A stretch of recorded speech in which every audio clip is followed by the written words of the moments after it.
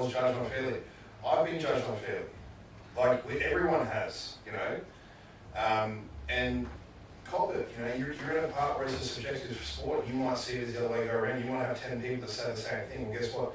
The judges don't, you know, and you've got to get on and move on with it, because all you're going to do is make yourself look like a fuckwit, and you're going to burn bridges. And at the end of the day, no one cares. You can scream and cry all day saying, oh yeah, you know, fuck, you know, I should have won, should have, could have, would have, no one gives a fuck, you know, like, maybe I'm reading things tonight. But like, I learned that when I was natural.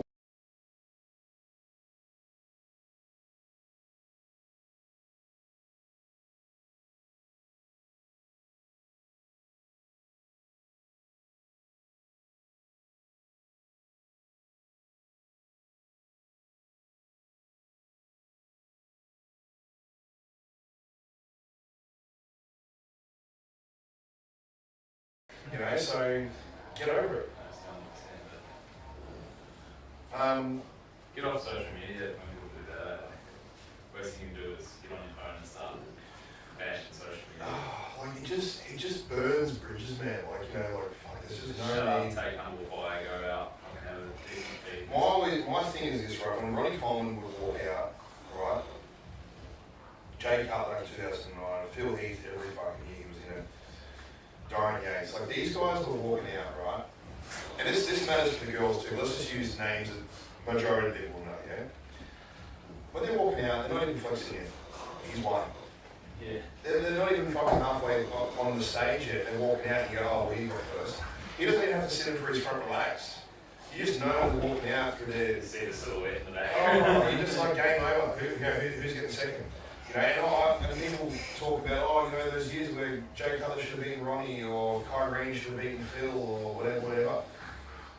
No, like, they were that good that they can beat top level bodybuilders by walking out and showing them, you know. And look, like what I said before about old mate, you know, it wasn't directed necessarily at him that he said, you know, I shouldn't use that word on live, but it's Australia, so. But look, here's the thing, it's like, when you're doing this, I see so much of it. I see so much of it in sport. Like I just, you know, every single show that goes by, there's always someone spitting a dummy about a bad call. It's like, yeah, okay, whatever. And sometimes, you know, it is a bad call. Sometimes they'll go, oh, yeah, well, maybe that person should have won. Fuck, you're going to do, the judge is going to sit there and say, oh, you know what, actually, you know what, we just got 10 people in the crowd just told us that we probably should have won. So we're just going to revoke that. Yeah, it's the same in every sport. No, every sport's the same. The refs calls, you can't. It's not as if you can go back and say, hey. Oh, you know, we should have won, we should have scored that last try. So why weren't you 20 in front? Yeah. Why did you let them score in the first place to all the other, you know, tries or goals? There wasn't a penalty or that, or clearly it was a penalty because he fucking blew it, wasn't into that. Next, Sammy. Someone's asking what the deck on the wall is. This is not our deck, this is a private podcast studio by the business Broken Tree and Gold Coast Podcast Studios. Is that correctly? Yeah, mate. No plug there or anything like that. Just this is home. This is where we're at. Night Silence is upstairs. Very pimped out area, and we spend a lot of time with you. Okay, doing nothing. So my laptop's actually just died, so I'm only able to view questions on the ISL Instagram at the Oh, moment. fantastic. Yeah. Where else are they? Say hello. Go on my profile. Yeah. Someone's asking how many square meters the gym is. The gym is 250 square meters. 250 square meters. Yeah, 250 square meters. I have a topic to talk about tonight, actually. What's that? Do you feel like when a client leaves you, it's like a breakup? Depends on what terms. Or maybe it's like, you know, well, it depends on the terms, you know, as far as how long you're looking for. There you go. Something to say. No, I'm just saying because I had a long-term client go elsewhere this week, you know, no bad blood, like we just talked about it and, you know, his options were best. And I'm like, man, that's a pretty smooth fucking breakup there, you know, there's no, why can't all breakups be like that? Do you know what I mean? Do you ever have bad breakups? We You're gonna go. With violence, what I'm saying, it kind of resembles like a fucking, relationship. I think when you're emotionally invested in the work that you do, it's hard always to see a client that's I just wish them the best. I give them a discount card to the surgeon and say, all the best. See you But in 6 months. they say to you like, oh, hey Nick, can you get a coffee? Can I get a coffee? Oh, no, I don't get the print. We just get a text, a record by text. No, just, I don't know. Well, does no one leave you because you're just that fucking That's why I'm getting all just people leave you because I'm shit. Nah, it's like, obviously not everyone gels with run either, like I have and you have a relatively high level of adherence levels to want to actually work with someone long term, like, and sometimes that just doesn't gel. There's people who come in for their second appointment and if they haven't gone and done certain things or haven't even had a crack at the program yet, I'm like, mate, we can call it a day, we can shake hands and just move on from here, it's no point. I had a client walk out on me last night.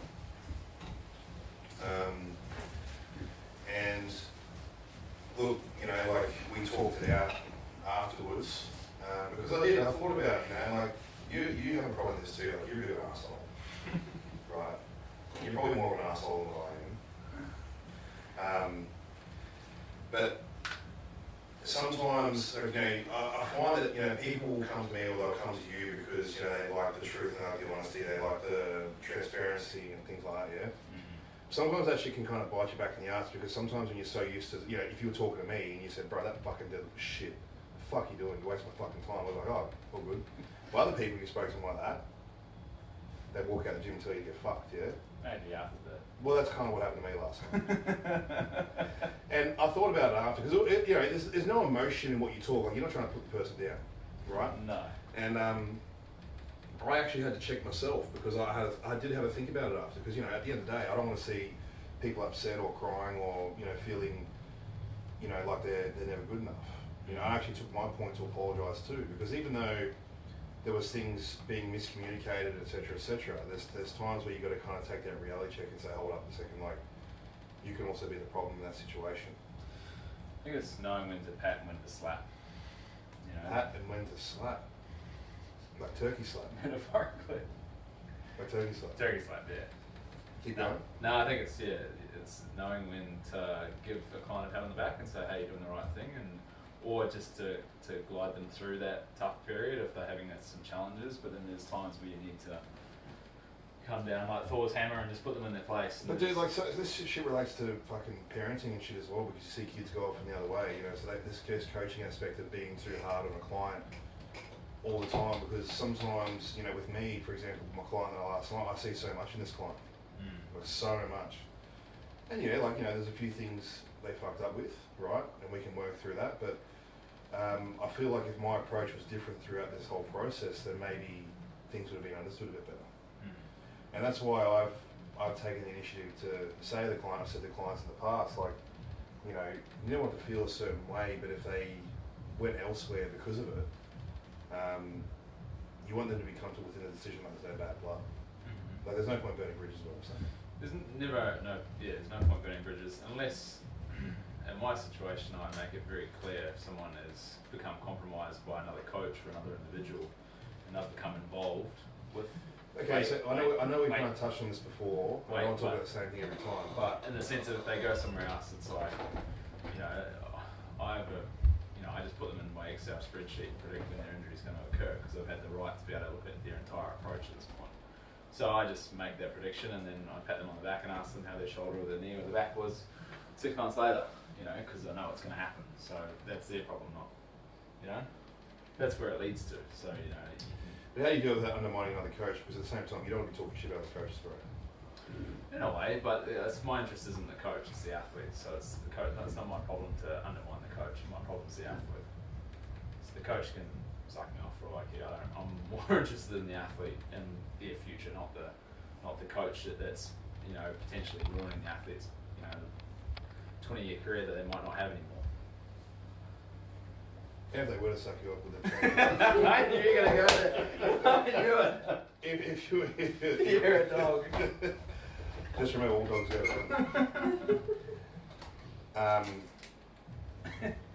So all you got from that, wasn't it? Yeah, I have all this stuff pre-scripted. That's why I was late. I was reading my script. You're reading your script. I gotta find my fucking what is it? My triggers with you. Tell me, how do you Here we go. Here's the interview. Come on. how do you separate, right, your emotional involvement with all this, and then when you go home on the weekends when you have your downtime? It's usually very quiet. Yeah. No, like how do you honestly separate it? Like people want to know, because people will finish work and work is still in their mind, right? How do you separate your shit from that? Yeah, it's been a massive thing in my past trying to do that is getting off. Probably this thing is probably the key. Just putting it down and just realizing what's in front of you, like either who or which animal or whatever it might be. You know, Hunter's my German Shepherd, and he reminds me pretty quickly that, you know, that doesn't really matter, or the client can wait till the morning, sort of thing. So I've been better at that recently, like being able to sort of go, hey, he's been screaming for my attention all day, and I've been working with everyone but him. You know, it's now time to give him some time. So yeah, it's definitely a work on. It's hard to manage business and Personal life, personal. Downtime, yeah, especially when you're working from, some days you're here from 5 till, I'm here 5 till, some nights 8:30, you know, or start a little bit later, 8 AM, you're finishing at 9:30. It's just like, what do you do when you see that, you don't see the sun come up and you don't see it go down? It's like, you've got to have some sort of reset, and that's usually, for me, it's Sunday. Sunday for me, like, client can message me and most of the time I'll be off the grid, just for a me day, so. I don't know, what do you do? What do you do? No, I'm saying someone like you who does a lot of, you specialise in preventing injuries, right? That's your main thing that you're good with, right? Yeah. Yeah. You're not really talking too much about your mental health. People want to see the deep. People want to see the deep, fucking deeper than Callum. As they say, deeper is better. Yeah, I guess it's for me, like, I have a way of sort of managing my stress, and the things that I do is probably, taking that day or so to, just reconnect to the things that actually are important. Like, yeah, business is important, but, it's, for me, it's having a little bit more outside of that. My personal life, that, we catch up on a Sunday morning for brekkie, and, just... We do actually do that. Yeah, we have pancakes on Sunday, and just, The waiter even knows what we want about it, does it? Huh? Yeah, he does, yeah. It's cute. So, we sort of just, that day's sort of, a day to sort of, I guess, just reset. I don't know, what do you do? Dude, I'm full time, man. Like I've got a kid, so I don't really have downtime. My spare time is with her, so as much as it's downtime. Fuck, I took her to a play centre on the weekend. Fuck me. Here I'm going there thinking I can just chuck her in the fucking play centre. She can just run around for 2 hours and wear herself out. Fucking walk in there, it's busy in the Sin City. There's a fucking line going out the door. There's a shut gate there. I'm like, man, I've gone to other clubs years ago. It feels like I'm fucking looking back. And they're like, oh, we don't have any tables for you to sit down with. I'm like, get fucked, man. So I'm sitting there like a player in the middle of the thing, just moving around for people, because you're size I am, you're always sticking out like a sore thumb. Just because someone else bumps into someone, it's all good. They bump into me, like, oh, this fucking guy's in the fucking way. Fucking stay away from the kids. He's fucking, It's too big. It's too big for play centres. So yeah, look, look, honestly, my downtime's fucking outfit my kid. But it's just understanding how you can kind of balance those things in check, man, because it's very easy, like, even for me, when I started, I'm like, yeah, fuck, I'll go out and tear up the weekends with it. I'm doing like 4 things on a Saturday, 4 things on a Sunday. You come Monday, you need a weekend from the weekend. I think also, like, knowing where, like, for me, it's probably been, of recent times, knowing a little bit more of whom to work with at certain times and when I'm most compromised. Like, obviously people bring different stress and different emotions and different energy, and it's probably, knowing that and sort of pre-predicting. Do you look at your calendar sometimes, you have one person next and you just be like, fuck. Because I can hear that from your table upstairs.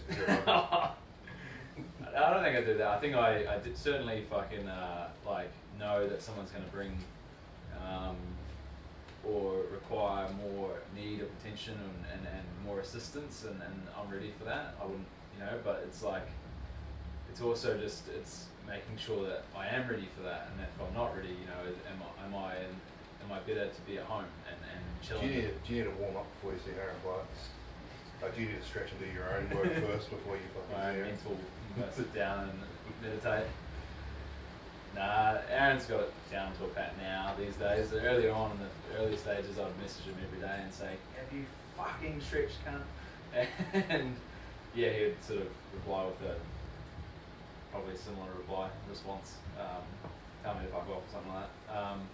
But yeah, like it's, as I said, every athlete, every individual brings something different. Obviously, new consults this week, done 4 new biggies, and those are new experiences. You don't know what you're walking into, so it's always exciting in that regard. It's a new body, a new person to look at, working out what's going on with their body and how they've got to that point. We didn't get to catch up last week, by the way, because apparently you were too busy for something or whatever it was, talking shit. But what happened with the dog bite? Tell the viewers about the dog bite, can you? Basically 2 dogs got into a scrap, and I just split them up. Do you feel like a hero afterwards? And I felt like I was the most hurt in the situation. Man, I know it broke up a dog fight, but I know with this dog that I got, he just legged. He didn't leave you. He looks so here in the table with the brain. Got it. Is it all good? Might just shut that door.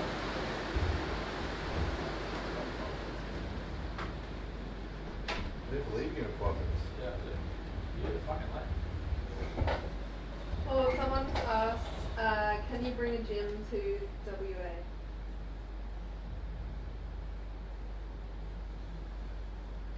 Yeah, when I start making some money. I just feel like everything I fucking do is just putting back into this joint. But I wouldn't have it any other way. And that's definitely what I want to do. I want to. It's cool. Oh, it's cool how like people travel to come here, right? It's cool how people are starting to like.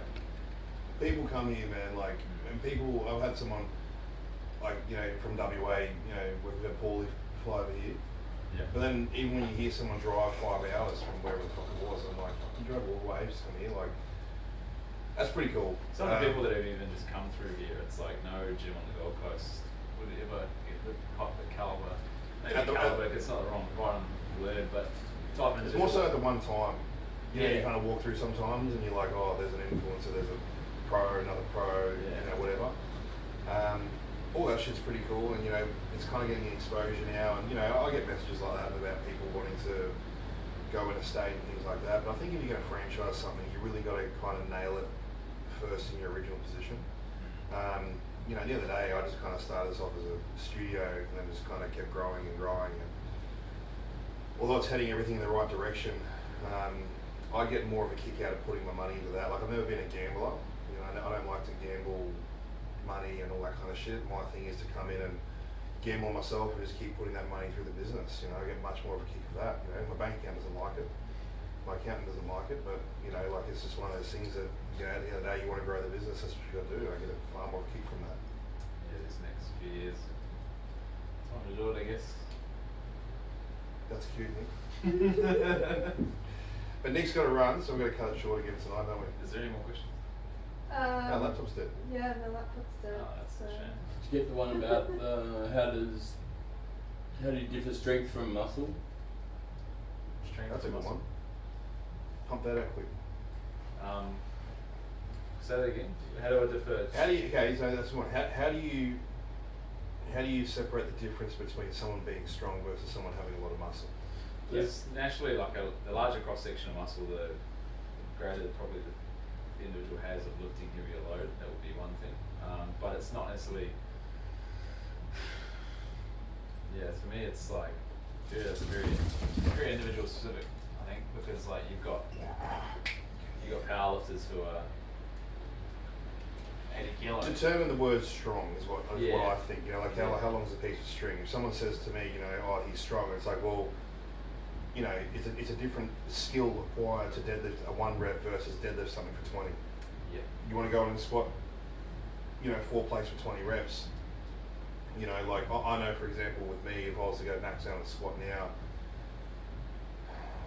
or even say my PB squat was 6 plates for 6 reps a couple of years back.